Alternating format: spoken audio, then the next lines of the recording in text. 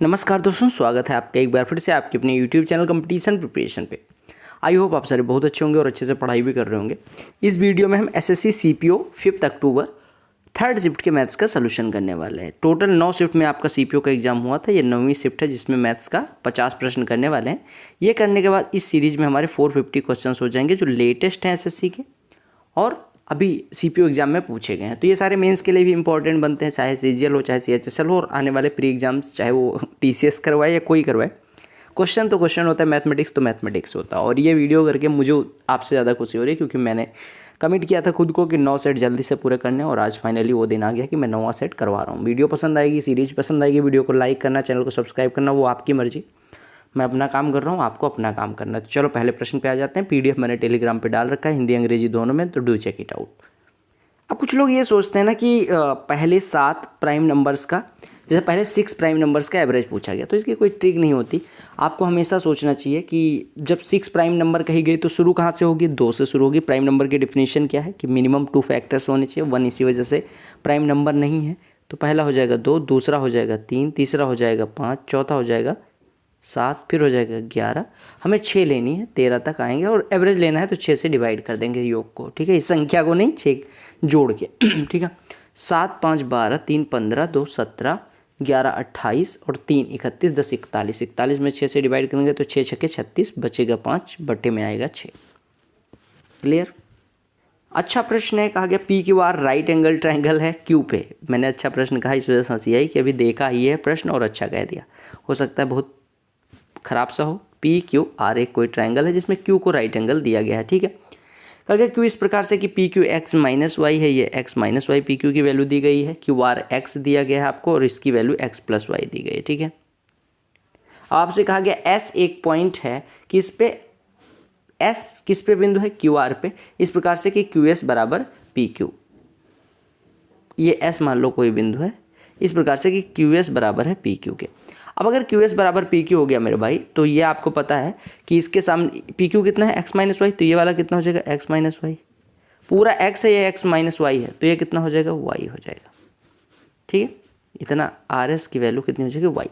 तो आपको एक्स और वाई का रेशियो निकालना है, ठीक है। अब देखो कहा गया क्यू एस और एस, देखो सिंपल सी बात दी गई, जितना अभी तक निकाला हमने समझ आया। पूरा देखो, पूरा ये एक्स था, इतना एक्स माइनस वाई है, तो ये वाई हो गया, इतना समझ आया।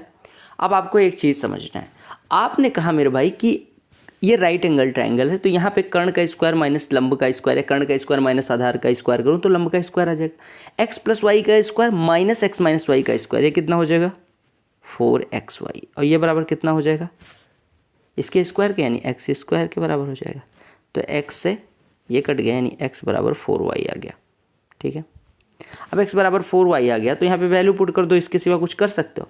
यानी x बराबर 4y, तो ये 4y माइनस वाई, यानी कि एस क्यू की वैल्यू 3y हो गई और ये y है। आपको क्या रेशियो निकालना था? Q S ratio S R. Q S की वैल्यू कितनी आई? 3y, रेशियो एस आर कितना है? y, तो रेशियो कितना हो गया? 3:1। क्लियर?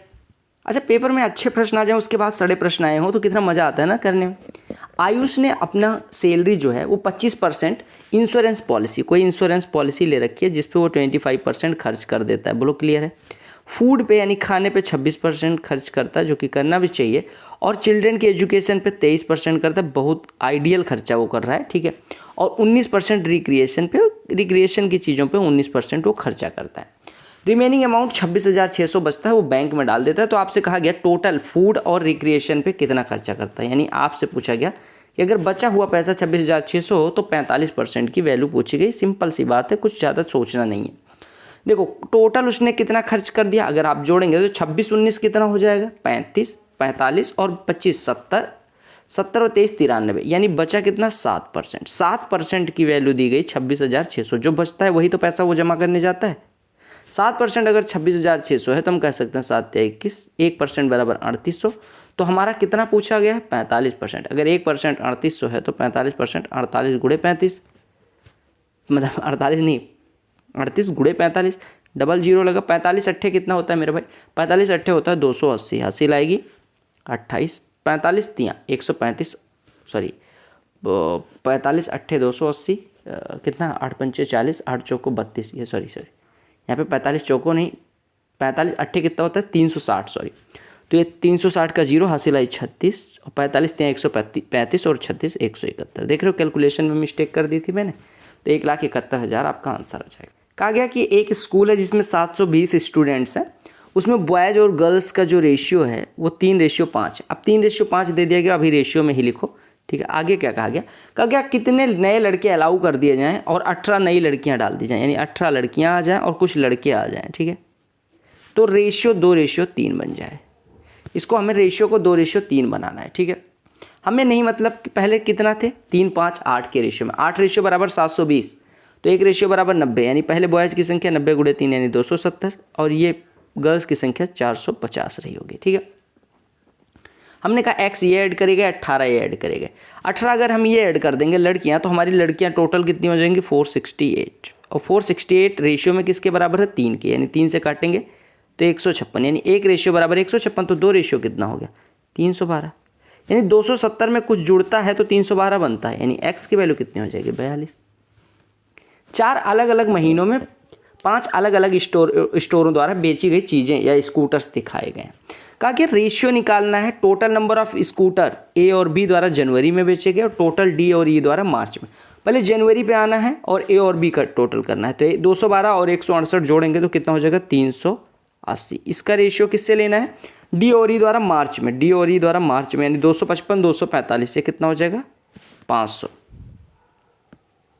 ये कटा 2 से कटेगा 19:25 आपका रेशियो हो जाएगा। दो संख्याओं का सम दिया गया आपको, कितना है 60, और उनका एचसीएफ और एलसीएम 5 और 60 है, तो आपको बताना है रेसिप्रोकल। देखो दो संख्याओं का सम, अगर एचसीएफ 5 है तो पहली संख्या 5 ही होगी, दूसरी संख्या 5 भी होगी, जहाँ पे ए और बी को प्राइम नंबर होंगे। अब आपसे कहा गया कि इनका सम दिया गया, यानी 5a + 5b अब आपको दिया गया 60, यानी हम यहाँ से कह सकते हैं कि a + b की वैल्यू कितनी हो जाएगी 12 हो जाएगी। a + b कितना हो जाएगा 12 हो जाएगा। अब a + b 12 है, आपको एलसीएम, अगर a और b को प्राइम नंबर है तो 5a और 5b का एलसीएम हो जाएगा 5a और b। ये बराबर आपको दिया गया, एलसीएम कितना दिया गया 60, यानी 5 से कटेगा 12, यानी a b बराबर 12। अब बताओ दो संख्याओं का गुणनफल 12 है, दो संख्याओं का गुणनफल 12 है, उनका योग भी 12 है, तो आपको पूछा क्या गया था sum of reciprocal of the numbers, यानी कि 1/5a + 1/5b पूछा गया था। कोई दिक्कत नहीं है, आप देखो ऊपर आ जाएगा a + b, नीचे आ जाएगा 5ab, वैल्यू पुट कर दो a + b और ab बराबर है तो 1/5 आपका वैल्यू हो जाएगी। क्लियर। अगर कहा गया कि रवि की इनकम का 30% 40% सुरेश की इनकम के बराबर है, यानी हम कह सकते हैं 3r = 4 सुरेश, ठीक। 3r = 4 सुरेश, यानी रवि की इनकम 4 मान लेते हैं और इसकी सुरेश की इनकम 3 मान लेते हैं। अब क्या कहा गया 50% ऑफ रवि की इनकम, रवि की इनकम का 50% यानी कि 2 कितना है सुरेश की इनकम का, सुरेश की इनकम कितनी है 3, 3 का 2 कितना परसेंट है, आप कहेंगे 66 सही 2/3, क्योंकि 2/3 होगा, 2/3 भिन्न में 66 सही 2/3 के बराबर होता है। Toughest question ever asked by SSC करना है आपको, आंसर बताना है। बात इतनी सी है भैया कि अरुण गया दुकान पे क्या खरीदने, फ़ोन, कीपैड फ़ोन ही पसंद आया होगा क्योंकि 2500 का, हालांकि अभी टच पैड फ़ोन भी आने लगे, तो उसको दुकानदार ने ऑफ़र दिया कि आप चाहो तो 25 रुपये फुल पेमेंट कर दो, और अगर आप चाहो मतलब आप पे पैसे की कमी हो, स्टूडेंट हो, आप नहीं है पैसे, तो एक काम करो आप 520 रुपये डाउन पेमेंट दे दो, यानी अभी दे दो, बाकी मंथली इंस्टॉलमेंट दे देना, हम ले लेंगे ऐसे भी। रेट ऑफ इंटरेस्ट हम आपके लिए सिंपल इंटरेस्ट लगाएंगे 25% पर वर्ष लगाएंगे बेसिकली, और आपको मंथली देना है, यानी आपका मासिक इंटरेस्ट लगेगा, सिंपल सी बात है।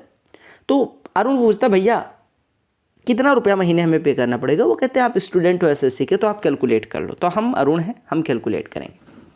तो अरुण के पास 2 ऑप्शन थे, एक तो वो 2500 रुपये पूरे पे कर देता, 2500 रुपये पे उसको इंटरेस्ट देना होता नहीं, क्योंकि उसने 520 पे कर दिया, यानी उसके पास 2 ऑप्शन था। एक तो वो क्या काम करता 1980 रुपये जो बचे थे उस पर 25% 4 महीने का ब्याज, यानी 25/3% ब्याज, 25/3% कितना हो जाएगा 25/300, यानी इसका 1/12 हिस्सा ब्याज पे कर रहा था, यानी कि इसका 1/12 हिस्सा अगर ब्याज पे करने जाता है, यानी इसका 13/12 हिस्सा पे करके आना था, यानी उसे टोटल अमाउंट पे करना था 12 × 9 12, 12 × 6 78, 160 × 13, यानी 0 लगा, 13 × 6 78 और 13 × 6 78 हो गया, और 13 × 9 13 और 7 20 यानी 2080 रुपये उसे पे करने थे। बोलो क्लियर है?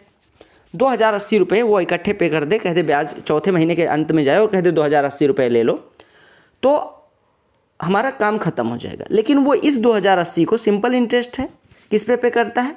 मंथली इंस्टॉलमेंट में पे करता है। तो मंथली इंस्टॉलमेंट अगर 4 महीने में 2080 तो एक महीने में 2080/4 यानी 520 रुपये पे करता होगा। सिंपल सी बात है, ठीक है।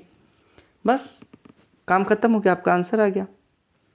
आपसे क्या कहा गया अगले प्रश्न में? कहा गया हॉलो सिलेंड्रिकल ट्यूब है जो प्लास्टिक की बनाई गई 3 सेंटीमीटर मोटी, यानी मोटाई का मतलब होता है इंटरनल रेडियस और एक्सटर्नल रेडियस का जो डिफरेंस होता है वो मोटाई होती है, यानी कि 3 सेंटीमीटर दिया गया। एक्सटर्नल डायमीटर यानी एक्सटर्नल व्यास अगर 20 है तो त्रिज्या हो गई 10, तो इंटरनल त्रिज्या 7 हो जाएगी क्योंकि 10 - 7 ही 3 होता है।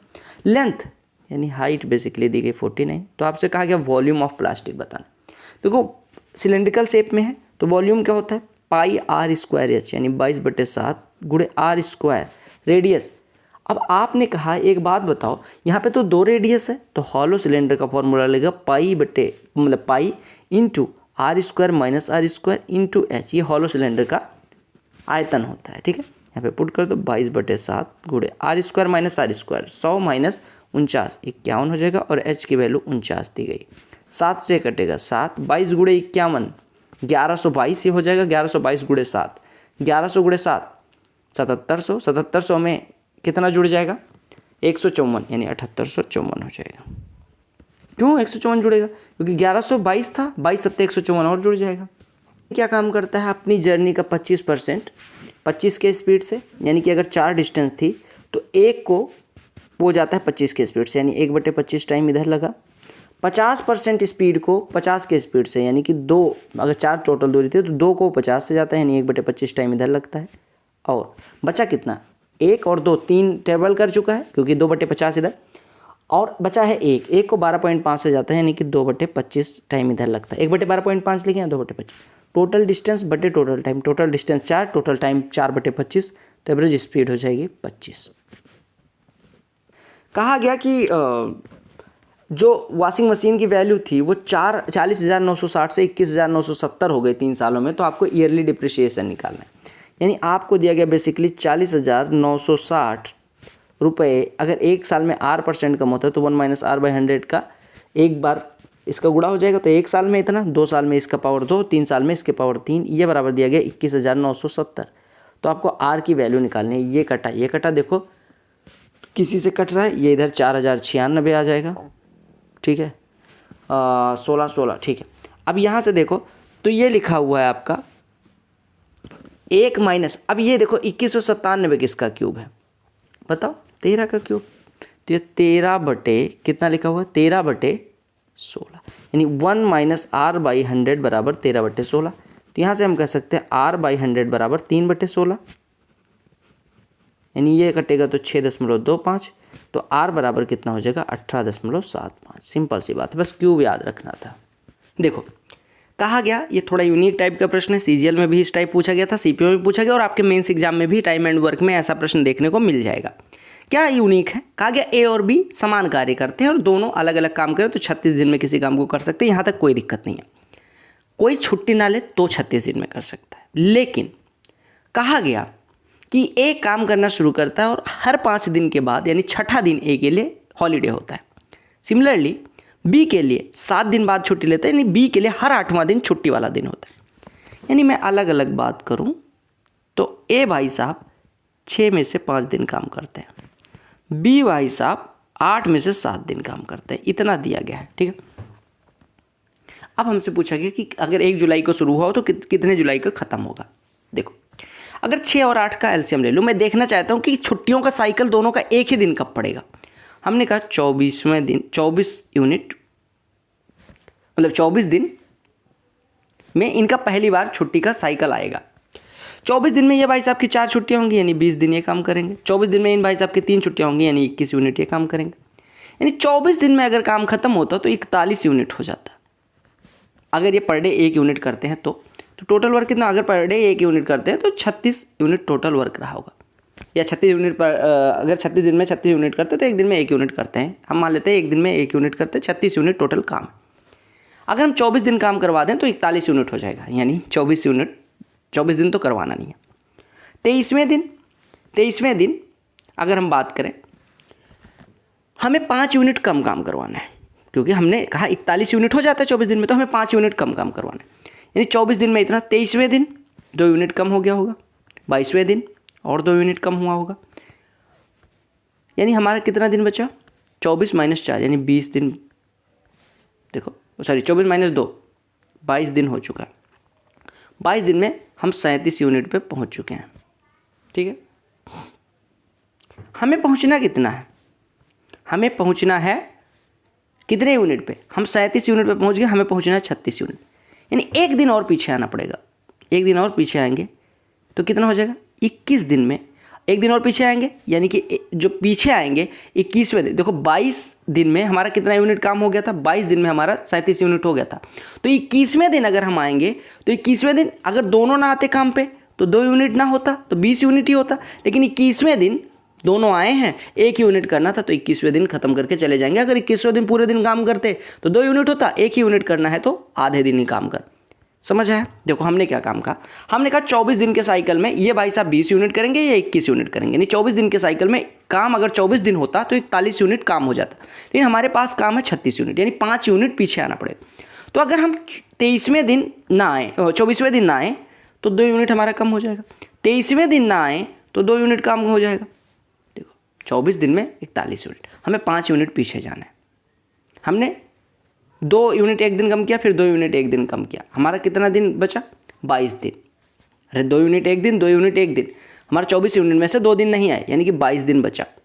22 दिन में हमने कहा 22 दिन में कितना यूनिट काम है, 37, हमें करवाना तो 36 यूनिट है, यानी 1 यूनिट और पीछे जाना पड़ेगा। 1 यूनिट और पीछे जाने के लिए 21 दिन लगेगा। ऐसे ना समझो, अगर ऐसे नहीं समझ आए कोई दिक्कत नहीं, छोड़ दो। हमने कहा 24 दिन में इनकी 4 साइकिल पूरी होती है, इनकी 3, काम ज़्यादा हो जाता है। हम क्या काम कर रहे हैं, हम कह रहे हैं भैया नहीं सुनो, 3 ही छुट्टी का वाला साइकिल, मतलब इनकी 4 छुट्टी ना देके 3 ही छुट्टी देते हैं। 3 छुट्टी देंगे, यानी कि 18 दिन की बात कर रहा हूँ मैं। 18 दिन में ये 15 यूनिट कर लेंगे और ये 2 छुट्टियाँ मना चुके हैं, यानी कि 16 यूनिट ये कर लेंगे, यानी 18 दिन में 31 यूनिट हो गया। 19वें दिन जब हम आएंगे तो फिर दोनों लोग काम पे आए होंगे, यानी 19वें दिन 33 यूनिट हो जाएगा। 20वें दिन आएंगे फिर 2 यूनिट कर देंगे, 35 यूनिट हो जाएगा। 21वें दिन आएंगे, काम 1 यूनिट बचा है, एक दिन में 2 यूनिट करते हैं, यानी 1/2 दिन में कर देंगे। लेकिन दिन तो हमें पूछा गया किस तारीख को खत्म हो, अगर पूछा जाता कितने दिन में तो 20 सही 1/2 दिन में, अगर पूछा जाए कितनी तारीख को तो 21 तारीख हो जाएगी ना, क्योंकि 21वें दिन 21 तारीख, अगर आज 1 तारीख है तो 21वें दिन 21 तारीख। तो ये इस मेथड से समझ लेना। एक और मेथड है लेकिन वो थोड़ी कॉम्प्लिकेटेड है, एक्स डे माने, फिर 5 का फैक्टर, वो 6 का फैक्टर में रिमाइंडर कितना आएगा, 8 के फैक्टर में रिमाइंडर कितना है। तो आप ये समझो हमेशा जितना साइकिल पूरा हो रहा है उससे 1 साइकिल कम, यानी अगर इनकी 4 छुट्टियाँ पूरी हो रही है तो इनसे 1 छुट्टी पीछे आ जाओ, यानी कि 3 छुट्टी पे आ जाओ, उसके बाद 1-1 दिन 2-2 यूनिट बढ़ा के देख लो कब तक पहुँच रहे हो। अगर राकेश एक कोचिंग इंस्टीट्यूट चलाता है जिसमें 50 फैकल्टी मेंबर है, सैलरी 35 का एवरेज इतना है, ठीक है, बाकी 15 का कितना करें ताकि 50 का 30,000 हो जाए। यानी आपसे कहा गया कुछ लोगों का 37.5 एवरेज है, कुछ लोगों का हमें नहीं पता, हमें 30 एवरेज तक ले जाना है। हमें ये ज़रूर दिया गया कि 35 वालों का इतना है और 15 लोगों का इतना है, 35 लोगों का इतना है और 15 लोगों का इतना है, यानी रेशियो दिया गया 7:3 इनका। अब देखो 37.5 में से 30 घटेगा तो 7.5, जो 3 रेशियो है वो वास्तव में 7.5 के बराबर, यानी 1 रेशियो बराबर 2.5, तो 7 रेशियो कितना हो जाएगा, 17.5, यानी 30 और x का डिफरेंस 17.5 आना चाहिए, तो x बराबर कितना हो जाएगा, 30 - 17.5 यानी 12.5।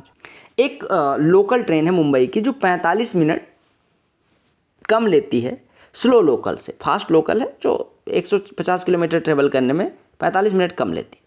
अगर फास्ट लोकल की ट्रेन 10 किलोमीटर ज़्यादा है स्लो लोकल से तो स्पीड बतानी है स्लो लोकल ट्रेन की। देखो स्लो लोकल ट्रेन 150 x से जाती होगी, ठीक है, दूसरी वाली जो है वो 150 को ही x + 10 से जाती है, और जो टाइम का डिफरेंस है वो 45 मिनट यानी 3/4 घंटे है, इन दोनों का डिफरेंस। बस इसी को सॉल्व करना है, 3 से कटा ये 50, ये 50। देखो अगर हम 50 को इधर ले आए तो ये 1/200 लिखा हुआ है बेसिकली, ठीक है, हमने 150 से डिवाइड कर दिया। अब अगर हम सॉल्व करेंगे तो लिखा 10/x × x + 10 बराबर 1/200, 10 यहाँ गुणा कर दो, यानी x इंटू एक्स प्लस 10 बराबर 2000, तो x बराबर 40। तो स्लो लोकल ट्रेन की स्पीड 40 आ जाएगी। क्या कहा गया? कहा गया रेशियो दिया गया इनकम और एक्सपेंडिचर का 7 रेशियो 3। अब बताओ इनकम और एक्सपेंडिचर 3 बराबर 5400 दिया गया, तो 1 बराबर 1800, तो 7 बराबर 12600 आपसे इनकम पूछा गया था। एक दुकानदार की बात की गई, वो 15,000 की वस्तु पे सक्सेसिव डिस्काउंट देता है 5, 10 और 20% का। सेलिंग प्राइस क्या होगी? तो सक्सेसिव का रिजल्टेंट निकाल दो, आसान पड़ेगा। 5 और 10 का कितना हो जाएगा? पहले 10 और 20 का निकालो, तो कितना हो जाएगा? 28। 28 और 5 का कितना हो जाएगा? 28, 5, 33। 33 में से 1.4 घट जाएगा, यानी 31.6% डिस्काउंट जाएगा। 15,000 का 1% होता है 150, तो 31.6% कितना हो जाएगा? 150 गुणे 31.6, यानी कि 15 गुणे 316। निकाल लो भैया। 15 छक्के 90, 15 एकम 15 और 9 24, हासिल आई 2, 15 दिए 45, 2 47। इतने का डिस्काउंट, तो बिकेगी कितने की? घटा लो इसी में से। एक वस्तु है जो 25% डिस्काउंट पे तो बेची जाती है, लेकिन 28% एडिशनल डिस्काउंट दिया जाता है कैश पेमेंट पे। रमेंद्र कोई सामान 10,800 का कैश में खरीदता है, तो मार्केट प्राइस बताओ। देखो 10,800 का, पहले ऐसे समझो, कोई वस्तु थी उसका मार्केट प्राइस कुछ रहा होगा, जिसपे 25% और 28% का डिस्काउंट दिया गया। रिजल्टेंट कितना हो जाएगा? 25 प्लस 28 और माइनस 28 गुणे 25/100, यानी कि 7। तो 25 और 28 आपका 53। 53 में से 7 घट जाएगा। 53 में से 7 अगर घटेगा तो हो जाएगा 46, यानी 46% डिस्काउंट पड़ा। यानी बिकी कितने की? 54% की। 54% बराबर 108, यानी 1% बराबर 2, तो 100% 200, यानी 200 के बाद डबल जीरो आपका मार्केट प्राइस हो जाएगा। ट्रायंगल ABC में साइड्स दी गई 8, 9, 12। एंगल बाइसेक्टर लार्जेस्ट एंगल का, देखो लार्जेस्ट एंगल कौन सा होगा? लार्जेस्ट भुजा के सामने वाला, यानी 12 के सामने वाला लार्जेस्ट एंगल होगा। ये 8 है, ये 9 है, ठीक है। आपने कहा लार्जेस्ट एंगल का बाइसेक्टर, यानी बाइसेक्टर अपोजिट को 2 सेगमेंट में बांटता है, तो आपको बताना है शॉर्टर सेगमेंट की लंबाई क्या होगी। एंगल बाइसेक्टर थ्योरम क्या कहते हैं कि जिस रेशियो में एंगल बाइसेक्टर बांटेगा वो इन भुजाओं का रेशियो होगा। यानी ये हो जाएगा 8 रेशियो, हो जाएगा 9। तो आपको छोटे वाला का हिस्सा बताना है, यानी 8 आउट ऑफ 17 गुणे 12, यानी कि 96/17, यानी 17 × 5 = 85, सही 11/17। ये आपका आंसर हो जाएगा। टेबल पढ़ो और उत्तर दो। कहा गया टेबल जो है वो नंबर ऑफ स्टूडेंट अलग अलग कोर्स में अलग अलग सिटी में दिखाती है, ठीक है। कहा गया एकेडमिक्स ईयर 2022-23 के लिए कौन सी सिटी में हाईएस्ट? सबसे पहले 22-23 पे फोकस करो। सॉरी 22-23 में कहा गया which city has the largest number of student. City दी गई ABCD, अब सबका टोटल यहाँ पे दिया गया। कौन सी सिटी में सबसे ज़्यादा? अगर आप सबसे ज़्यादा देखने जाएंगे तो 11,000 सबसे ज़्यादा B में है। ये इनकम और एक्सपेंडिचर दिखाता है अलग अलग सालों में एक फैमिली का, ठीक है। जूम, ये देखो, तो कहा गया expenditure of family increased by 2017 to 18। Expenditure कौन सा? ये वाला 80 था 100 हो गया, 20 बढ़ा 80 पे, यानी 1/4 25%। अगर कोई कॉर्ड किसी सर्कल के रेडियस के बराबर है तो सेंटर पे 60 डिग्री का कोण बनाती है, ठीक है। और सेंटर पे अगर 60 डिग्री का कोण बनाए तो उस आर्क की लंबाई होती है πr/3, क्योंकि थीटा कोण बनाने वाले की वैल्यू होती है θ/360 × 2πr। तो अगर थीटा बराबर 60 है तो 60/360 × 2πr, यानी 1/6 गुणे 2πr, यानी πr/3। तो यहाँ पे आपको वैल्यू दी गई 22/7। अच्छा सॉरी, तो आपसे अगर रेडियस दी गई होती तो यहाँ से आप निकाल लेते 22/7 गुणे r/3, ये हो जाती है आर्क की लंबाई। लेकिन आपसे आर्क की लंबाई नहीं पूछी गई, आपसे कहा गया कि डिफरेंस बताना है किसका angle subtended by this chord at minor arc and major arc. क्या निकालना है? डिफरेंस मेजर आर्क और माइनर आर्क पे। अगर यहाँ पे बात करूँ तो यहाँ पे कितने का कोण बनाएगी? अगर एक केंद्र पे 60 डिग्री का बना रही है तो यहाँ पे 30 डिग्री का बनाएगी। और आपको पता है अगर ये तो हो गया मेजर आर्क पे, माइनर आर्क पे कितना बनाएगी? देखो हमने ड्रा कर दिया, मान लो ये A था, ये B था, ये C था, ये D था। अब माइनर आर्क पे कितना कोण बनाएगी? जितना मेजर आर्क पे बनाती है उसका 180 में से घटा देंगे, यानी 30 ये है तो ये 150 हो जाएगा। क्योंकि वैसे भी देखो साइक्लिक क्वाड्रिलेटरल बन रहा है, तो 30 अगर B है तो D की वैल्यू 150। आपको क्या निकालना था? मेजर आर्क और माइनर आर्क के बीच का डिफरेंस। तो 150 - 30, यानी कि 150 - 30, यानी कि कितना हो जाएगा भैया? आपका सीधे हो जाएगा 120। जो टेबल है ना वो देती है नंबर ऑफ एम्प्लॉयज़ अलग अलग ऑर्गेनाइजेशन में अलग अलग सालों में। कहा कि what is respective ratio between total number of employees in PR together in 2019, P और R का 2019 का सम लेना है total number of employees QR में 2020 में, QR में 2020 में। अब देखो 69 और 63 जोड़ेंगे तो 132 मिल जाएगा, और 74 और 90 जोड़ेंगे तो कितना मिलेगा, 164 मिलेगा। 4 से कटेगा 33 और 4 से कटेगा 41, तो ये आपका रेशियो हो जाएगा। एक कोन के लिए स्लैंट हाइट दी गई और इसकी हाइट दी गई। अब देखो स्लैंट हाइट L होती है, L बराबर 29 दिया गया, हाइट H होती है जो 20 दे दिया गया। आपको पता है यहाँ से रेडियस 29, 20 और 21 ट्रिपलेट बनाते हैं, यानी रेडियस 21 हो गई। तो आपको बताना है ratio between magnitude of total surface area and its volume. Magnitude यानी आंकिक जो वैल्यू होगी उसका। और आंकिक क्यों लिखते हैं, क्योंकि रेशियो निकालते हैं वो सेम चीज़ों में निकालते हैं। अभी एक का आपको पता है कि सेंटीमीटर स्क्वायर एरिया, मतलब एरिया का जो यूनिट होता है वो सेंटीमीटर स्क्वायर, वॉल्यूम का सेंटीमीटर क्यूब, तो यूनिट बराबर हो तब रेशियो निकालना चाहिए। यहाँ पे इन्होंने आंकिक रेशियो पूछा गया। तो आंकिक रेशियो निकालने के लिए टोटल सरफेस एरिया क्या होते हैं, pi r into l plus r, ये टोटल सरफेस एरिया, और बटे वॉल्यूम क्या होता है 1/3 पाई आर स्क्वायर एच। तो पाई पाई तो हो जाएगा कैंसिल, आर से इसकी पावर कैंसिल, यानी आपका एल प्लस आर यानी कि 50 बटे 1/3 गुणे आर 21 और गुणे एच, एच की वैल्यू 20। तो 20 यहाँ पे 2 लिखो, ये काट दो इससे, बेसिकली 20 है, नहीं तो आप कन्फ्यूज हो जाओ। तो ये कटेगा 7, यानी 5:14 आपका आंसर आ जाएगा। 5 अंकों की सबसे छोटी संख्या जो इन सभी से डिविजिबल हो, सभी से डिविजिबल होने के लिए इनके एलसीएम से डिविजिबल होगी। अब देखो 9, 12 का एलसीएम तो 36 हो जाएगा। 36 और 27 में क्या कॉमन आ रहा है, 9, तो 36 को 3 से गुणा कर दो। 36 को 3 से गुणा करोगे तो ये आपका हो जाएगा 108।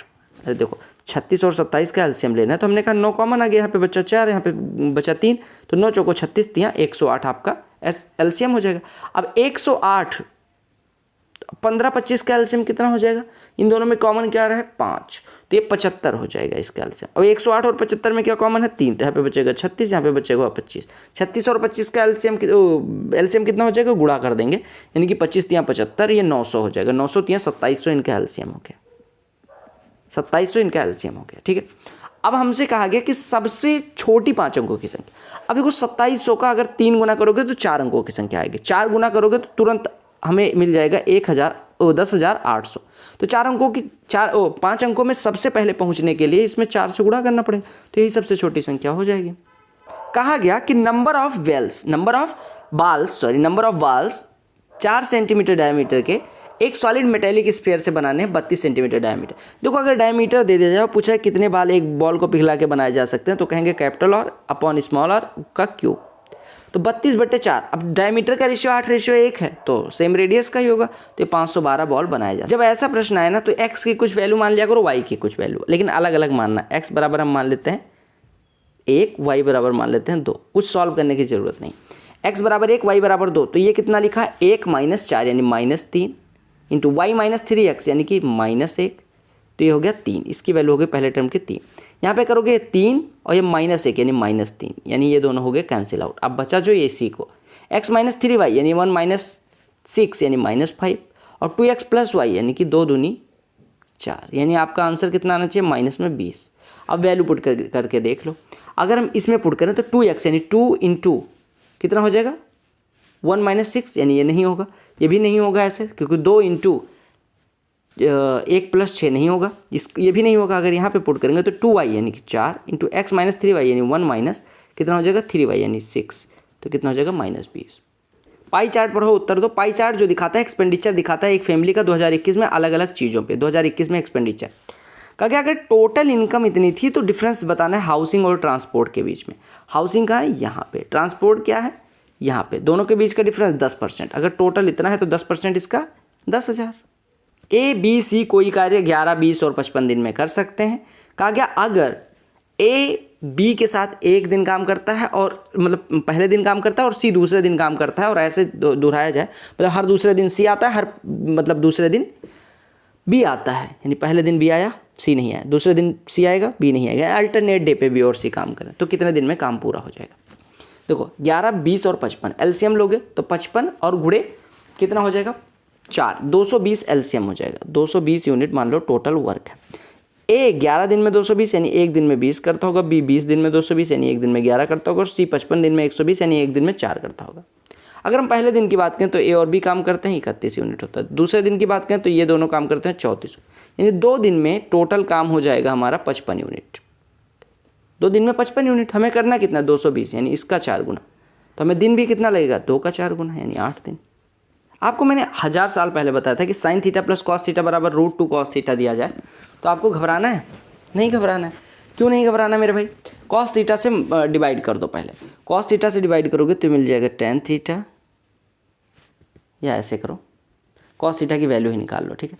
यहाँ पे हो जाएगा sine theta is equal to √2 - 1 into cos theta. अब वैल्यू रख दो यहाँ पे, तो √2 - 1 cos theta minus cos theta, यानी √2 - 2 कॉस थीटा हो जाएगा। अब बटे sine theta √2 - 1 cos theta, cut गया। यहाँ पे √2 कॉमन ले लोगे तो √2 इंटू √2 - 1 बचेगा, और नीचे √2 - 1 है, यानी आपका आंसर √2 हो जाएगा। अच्छा एक चीज़ बताओ, √2 कॉमन लोगे तो क्या बचेगा? √2 - 1 नहीं, माइनस √2 कॉमन लोगे इनमें से, तब आएगा √2 - 1, तो ये माइनस √2 आंसर हो जाएगा, ठीक है। गलत ना करना, नहीं तो 2 नंबर चले जाएंगे। कहा गया कि 1500 अंकिता ने 3 खिलौने बेचे। पहला 1500 का था, ठीक है, 1500 पे बेचा, 25% का फ़ायदा हुआ। 1500 पे बेचा 25%, यानी 25% पर फ़ायदे पे बेचने का मतलब 4 का था तो 5 का बेच दिया, 4 का था तो 5 का बेच दिया। तो 5 अगर बराबर 1500 है, 5 बराबर अगर 1500 है तो 4 बराबर 1200 हो गया। ये पहले खिलौने के लिए मूल्य है। दूसरे के लिए बात करते हैं।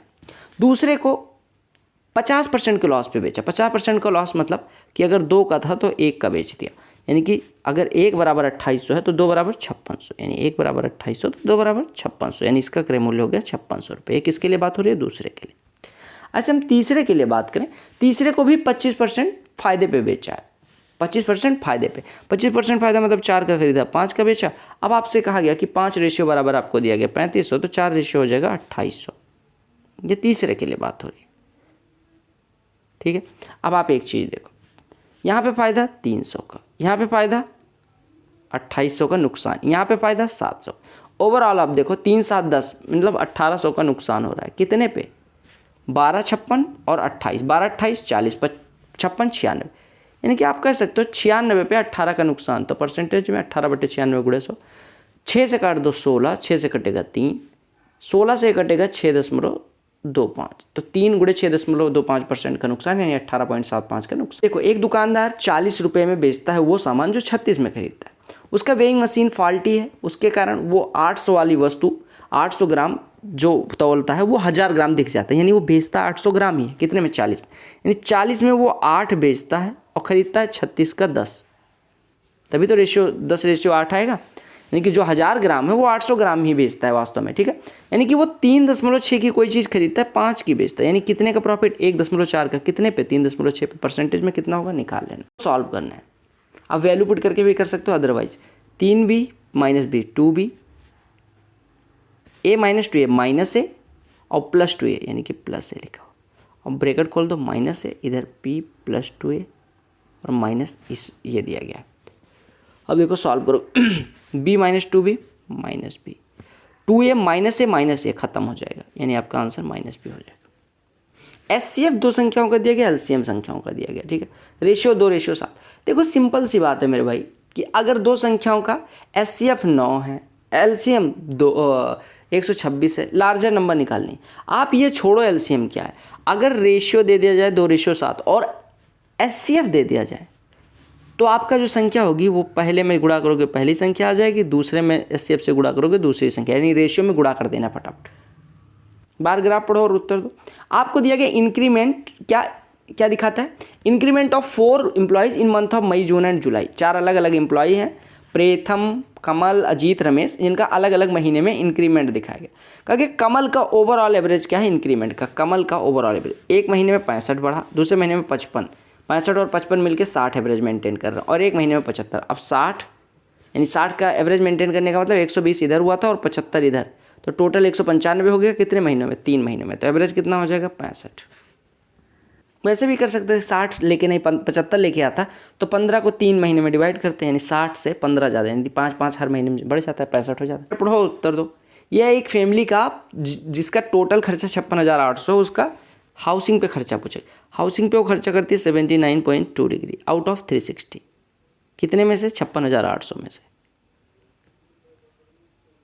अब देखो सिंपल सी बात है, 1 0 से तो पहले इसको काट दो, 1 0 हटाओ, यहाँ से पॉइंट हटा दो, 36 से काटो, 36 दूना 72, 36 दूना 72, 22 का इसमें गुणा करना, 22 × 8 = 176 के 6, हासिल आएगी 16 और 17, 22 छक्के 132 और 17 149, हासिल आएगी 14, 22 पंचे 110 और 14 124, इतना टोटल हो जाएगा।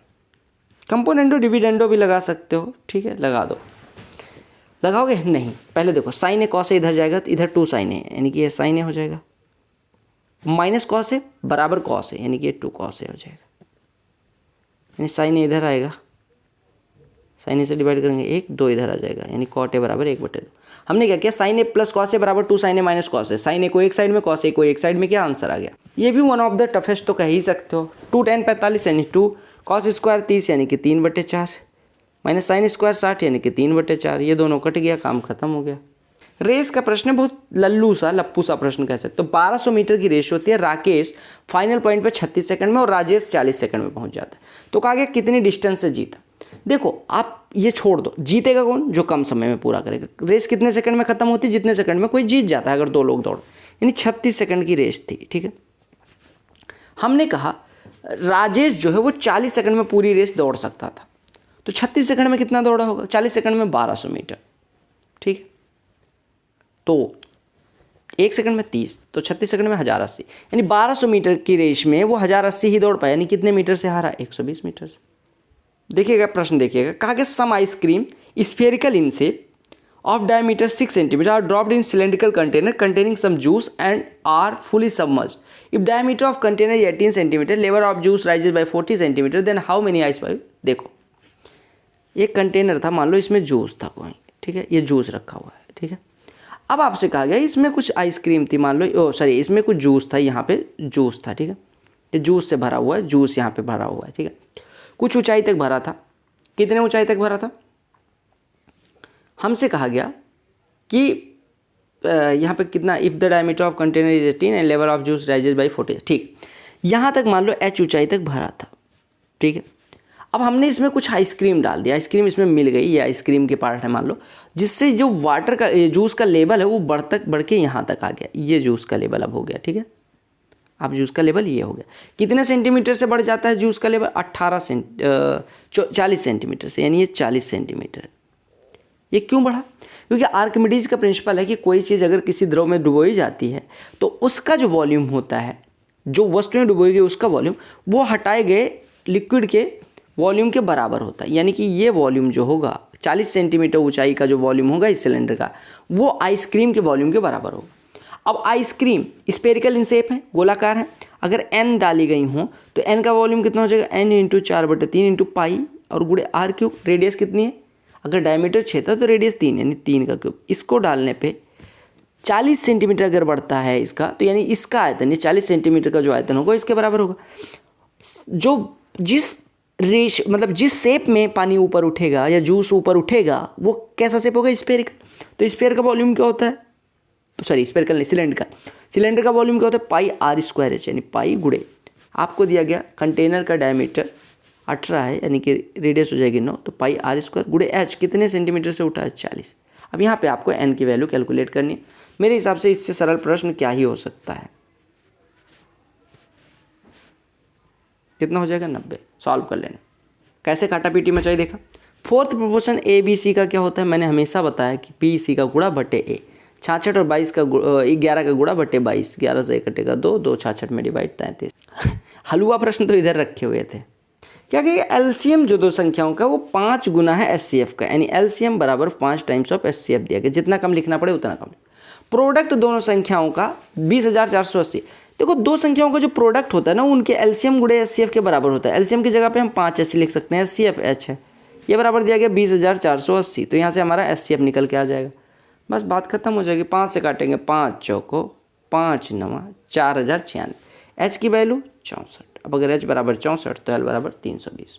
अरुण 2/3 हिस्सा 12 दिन में, यानी अरुण पूरा काम कितने दिन में करता है, 2/3 अगर 12 दिन में तो 1/3 6 दिन में, यानी पूरा 18 दिन में। 1/6 हिस्सा कितने दिन में करेगा, 18/6 दिन में। सोचो हमें अपने घर में फिन्नों में बदलना हो, पापा 1000/2 रुपये दे दो, मम्मी 27/3 रुपये का ये सामान लाया, मम्मी 4/2 रोटियां खाऊंगा, मम्मी सब्जी में 1 कटोरी ना दे के 4/4 गुणे 2 डिवाइडेड बाई 2 देना। ऐसे भिन्नों में बात होगी ना। कहा ग्रेटेस्ट 4 डिजिट नंबर जो 15 20 75 है। ओ माई गॉड, एक ही प्रश्न कितनी बार, 15 20 45 और 40 और 75 का एलसीएम ले लो। देखो 15, 25 और 75 का एलसीएम 75, 75 और 40 का एलसीएम कितना हो जाएगा 75 गुणे 8 यानी कि 360। ठीक है, ओके। नहीं 75 गुणे 8 कितना होता है भाई साहब 600, यानी एलसीएम हो गया 600। अब हमें 4 डिजिट की सबसे बड़ी संख्या निकालनी है। 600 का अगर हम 16 गुना करते हैं तो 9600 मिलता है, 17 गुना करते हैं तो 10200। हमें मैक्सिमम 600 का कितना गुना कर सकते हैं ताकि 4 डिजिट रहे, 16 गुना। तो 16 गुना कर दो, वही बड़ी से बड़ी संख्या हो जाएगी।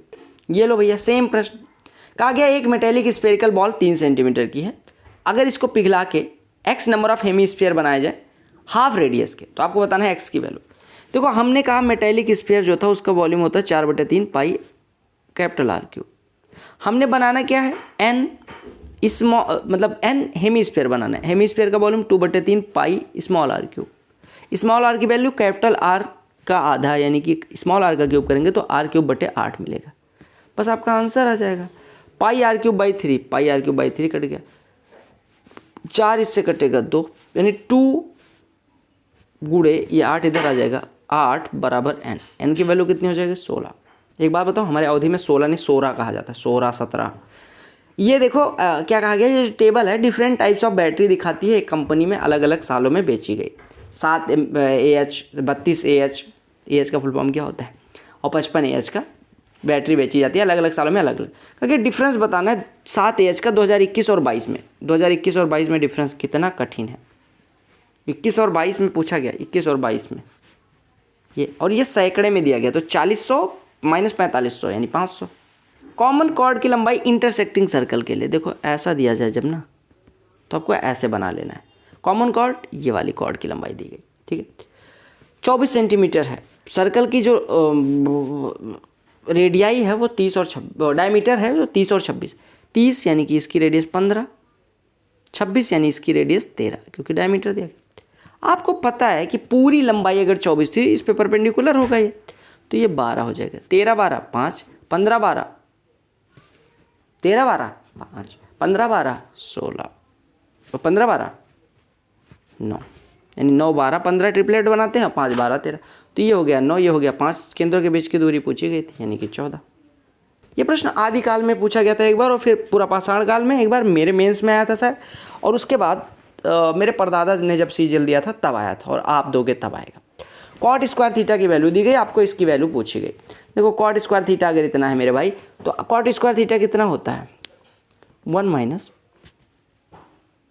कॉसेक स्क्वायर थीटा, होता है नहीं होता, कॉसेक स्क्वायर थीटा -1 इतना होता है, ठीक है। यहाँ से कह सकते हो कॉसेक स्क्वायर थीटा -1 आपको दिया गया, 1 माइनस ई स्क्वायर, ध्यान से देखना। तो यहाँ से हम कह सकते हैं कॉसेक स्क्वायर थीटा बराबर 2 माइनस ई स्क्वायर, यानी कॉसेक थीटा कहते हैं √2 minus e square. Cosec theta की वैल्यू कितनी है कि √2 माइनस ई स्क्वायर, आराम से √2 minus e square cosec theta की वैल्यू हो गई, ठीक है। अब यहाँ से सेक थीटा भी निकाल लो। देखो अगर कॉट स्क्वायर थीटा इतना है तो टेन स्क्वायर थीटा कितना हो जाएगा 1/1 माइनस ई स्क्वायर। अगर टेन स्क्वायर थीटा इतना है मेरे भाई, तो हम कह सकते हैं टेन स्क्वायर थीटा +1 बराबर सेक स्क्वायर थीटा, यानी सेक थीटा की वैल्यू हो जाएगी अंडर रूट में ये टेन स्क्वायर थीटा +1 और अंडर रूट कर देंगे तो ये सेक थीटा की वैल्यू आ जाएगी। यानी सेक थीटा की वैल्यू कितनी है अंडर रूट में 2 माइनस ई स्क्वायर और बटे में 1 माइनस ई स्क्वायर, इतनी वैल्यू। अब आप वैल्यू निकालते चलिए। कॉसेक थीटा यानी इतना plus cot cube theta into sec theta, cot cube theta into sec theta. Cot cube theta कितना हो जाएगा, कॉट स्क्वायर थीटा अगर इतना है तो कॉट थीटा कितना हो जाएगा अंडर रूट में 1 माइनस ई स्क्वायर, तो 1 माइनस ई स्क्वायर के पावर 3, ये लिखा हुआ है 1 माइनस ई स्क्वायर के पावर 3/2। अब into sec theta, sec theta की वैल्यू अभी आई, सेक थीटा की वैल्यू कितनी है अंडर रूट में 2 माइनस ई स्क्वायर और बटे अंडर रूट में 1 माइनस ई स्क्वायर, यही तो है। ये इसकी 1/2 पावर काट देगा, यानी कि ये बचेगा 1 माइनस ई स्क्वायर, ठीक है 1 माइनस ई स्क्वायर ही बचेगा, क्योंकि 1 माइनस ई स्क्वायर का रूट ये क्या लिखा हुआ 1 minus e square into root 1 minus e square, ये कट के root 1 minus e square cut जाएगा तो ये बचेगा 1 माइनस ई स्क्वायर, यानी अभी इतना बचे। अब इन दोनों में कॉमन आ रहा है √2 माइनस ई स्क्वायर, कॉमन लोग यहाँ पे बचेगा 1, यहाँ पे बचेगा 1 minus e square into 2 minus e square. अब 2 माइनस ई स्क्वायर के पावर 1, 2 माइनस ई स्क्वायर के पावर 1/2 जुड़ के 2 माइनस ई के स्क्वायर के पावर 3/2, क्योंकि अगर आधार समान हो तो गुणा में घाते जुड़ जाते हैं, दैट्स इट। समझ में आया? बस हमने 3 फॉर्मूले यूज किए कि कॉसेक स्क्वायर थीटा -1 बराबर होता है cot square theta, sec square theta minus 1 बराबर टेन स्क्वायर थीटा या सेक स्क्वायर थीटा बराबर 1 प्लस टेन स्क्वायर थीटा, ये दोनों फॉर्मूले यूज है। आपको दिया गया इस टेबल में कि number of children, number of family, 0 children है 4 फैमिली में, 1 है 22 में, 2 है 15 में, 3 है 6 में और 4 बच्चे 2 फैमिली में। अगर एवरेज पर फैमिली बताना है तो पहले टोटल नंबर ऑफ फैमिली करोगे तो कितना हो जाएगा, 4 6 10 2 12 15 27 और 22 49 तो फैमिली है। 4 लोगों के कोई बच्चे नहीं है यानी यहाँ पे बच्चों की संख्या 0। 22 लोगों पे एक एक बच्चे तो 22 बच्चे इधर, 15 लोगों पे 2 2 बच्चे यानी 30 बच्चे इधर, 6 लोगों पे 3 3 बच्चे 18 बच्चे इधर, 4 लोगों पे 2 2 बच्चे यानी 8 बच्चे इधर। टोटल बच्चे कितने हो गए, 2 8 10 8 18, 2 1 3 3 6 1 7 यानी 78/49 बच्चे एवरेज आ जाएंगे। तो इसमें कुछ कट रहा हो तो काट दो, नहीं कट रहा है तो 49 से डिवाइड करो, 49 एक कम 49 बचेगा कितना 29 290। 29 इसके आधे से थोड़ा ज़्यादा है यानी कि 29 पंचे 245 बचेगा आपका 45 450, लगभग 9 बार चला जाएगा यानी 1.59 बच्चे पर फैमिली आ जाएगा। तो दीज वर क्वेश्चंस जो आपके थर्ड शिफ्ट यानी कि 5 अक्टूबर की थर्ड शिफ्ट में पूछे गए थे। हमने कर लिया 3 अक्टूबर के first shift, second shift, third shift. 4 अक्टूबर का सेम चीज़, 5 अक्टूबर का सेम चीज़। 9 शिफ्ट हो चुके हैं, 450 प्रश्न कर लिया। अगर आपको वीडियो पसंद आई, वीडियो को लाइक, चैनल को सब्सक्राइब करना ना भूलें।